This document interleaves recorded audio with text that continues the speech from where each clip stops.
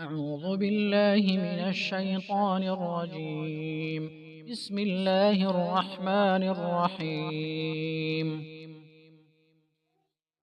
يا أيها المزمل قم الليل إلا قليلا نصفه أو انقص منه قليلا أو زد عليه ورتل القرآن ترتيلا إنا سنلقي عليك قولا ثقيلا إن ناشئة الليل هي أشد وطئا وأقوم قيلا إن لك في النهار سبحا طويلا فاذكر اسم ربك وتبتل إليه تبتيلا رب المشرق والمغرب لا إله إلا هو فاتخذه وكيلا واصبر على ما يقولون واهجرهم هجرا جميلا وذرني والمكذبين أولي النعمة ومهلهم قليلا إن لدينا أنكالا وجحيما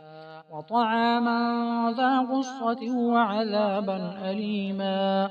يوم ترجف الأرض والجبال وكانت الجبال كثيبا مهيلا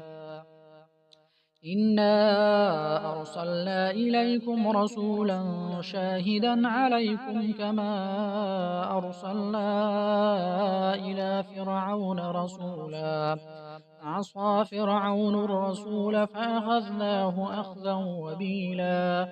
فكيف تتقون إن كفرتم يوما يجعل الولدان شيبا السماء منفطر به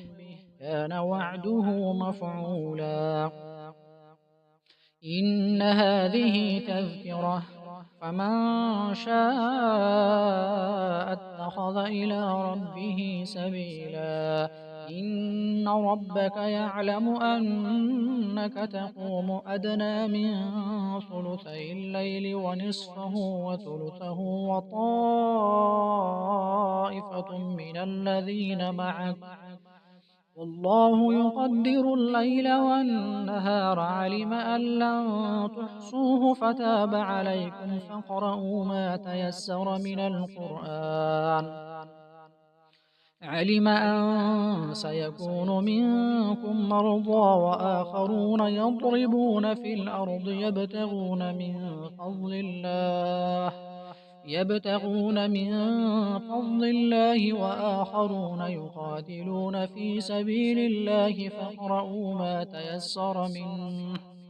فاقرؤوا ما تيسر منه أقيموا الصلاة وآتوا الزكاة وأقرضوا الله قرضا حسنا وما تقدموا لأنفسكم من خير تجدوه عند الله هو خيرا وأعظم أجرا واستغفروا الله إن الله غفور رحيم